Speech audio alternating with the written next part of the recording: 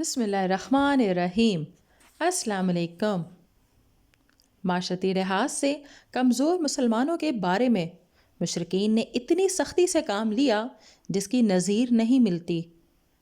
وہ انہیں ان کے عقیدے اور اسلام سے برگشتہ کرنا اور دیگر افراد کے لیے سامان عبرت بنانا چاہتے تھے۔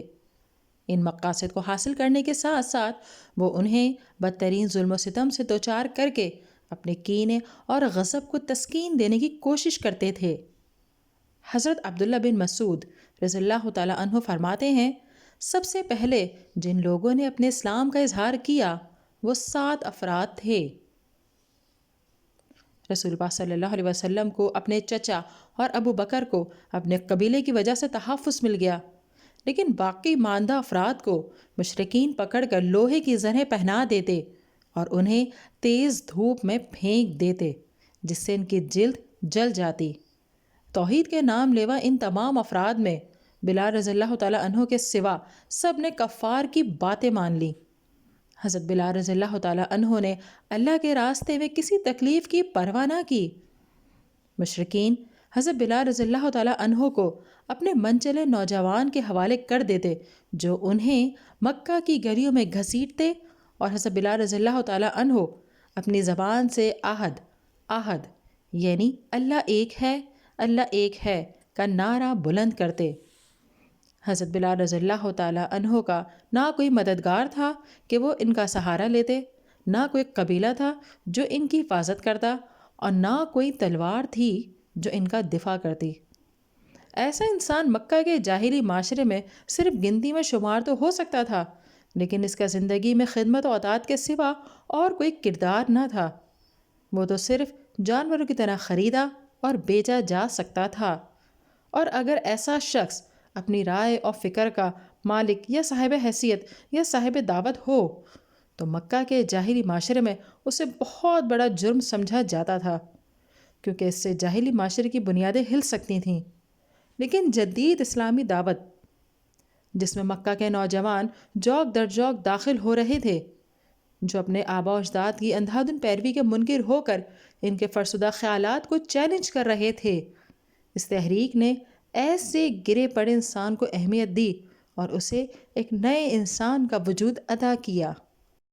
حضرت بلال رضی اللہ تعالیٰ عنہ کے اسلام قبول کرنے کے بعد ایمان کے مطالب ان کے دل کی گہرائیوں میں اتر گئے، اور وہ محمد صلی اللہ علیہ وسلم اور ان کے پیروکاروں کے اخوت پر مبنی عظیم ایمانی قافلے میں شامل ہو گئے۔ حضرت بلال رضی اللہ تعالیٰ عنہ اپنے عقیدے اور دین کی وجہ سے تکالیف سے دوچار ہو رہے تھے کہ نبی اکرم صلی اللہ علیہ وسلم کے وزیر حضرت ابو بکر رضی اللہ تعالیٰ عنہ وہاں پہنچے۔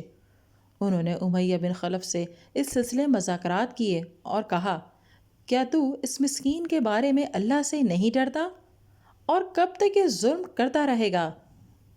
اس نے کہا، تو نے ہی تو اس کا دین برباد کیا ہے، تو چاہتا ہے تو اسے بچا لے۔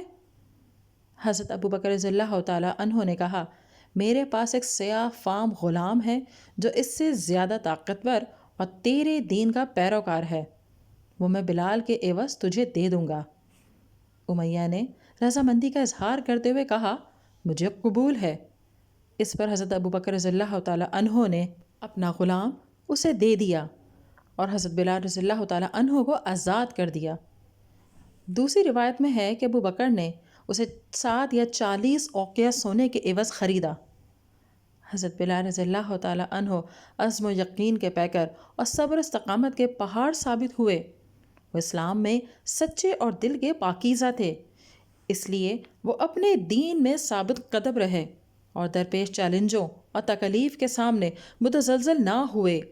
ان کا صبر و استقامت مشرکین مکہ کے لیے مزید غیظ و غضب اور کینے میں اضافے کا سبب بنتا، کیونکہ وہ اکیلے شخص تھے جو کمزور لوگوں میں سے اپنے دین پر ثابت قدم رہے اور مشرکین انہیں اس سے برگشتہ نہ کر سکے۔ حضرت بلال رضی اللہ تعالیٰ عنہ نے کفار کے ارادوں کی تکمیل کرنے سے انکار کر دیا اور کلمہ توحید پکارتے تھے، اور اللہ کے راستے میں پہنچنے والی تکالیف کو وہ معمولی سمجھتے تھے۔ ہر مشقت اور تنگی کے بعد انعام ہوتا ہے۔ حضرت ابو بکر رضی اللہ تعالیٰ عنہ کے جذبہ ایثار کے باعث حضرت بلال رضی اللہ تعالیٰ عنہ نے سخت عذاب اور غلامی سے نجات پائی اور باقی زندگی نبی اکرم صلی اللہ علیہ وآلہ وسلم کی خدمت میں گزاری۔ اللہ کے رسول اپنی وفات تک ان سے راضی رہے اور انہیں جنت کی بشارت دی۔ نبی اکرم صلی اللہ علیہ وآلہ وسلم نے حضرت بلال رضی اللہ تعالیٰ عنہ سے فرمایا، میں نے آج رات اپنے آگے تیرے قدموں کی آہٹ جنت میں سنی ہے۔ حضرت بلال رضی اللہ تعالیٰ عنہ کا صحابہ کرام رضی اللہ تعالیٰ عنہم کے ہاں بھی بڑا مرتبہ اور مقام تھا۔ حضرت عمر رضی اللہ تعالیٰ عنہ فرمایا کرتے تھے، ابو بکر ہمارے سردار ہیں اور انہوں نے ہمارے ایک سردار کو آزاد کرا دیا۔ اس سے مراد حضرت بلال رضی اللہ تعالیٰ عنہ تھے۔ ناظرین، اگر ویڈیو پسند آئی ہے تو لائک کیجئے، شیئر کیجئے، کمنٹ دیجئے اور چینل کو ضرور سبسکرائب کیجئے۔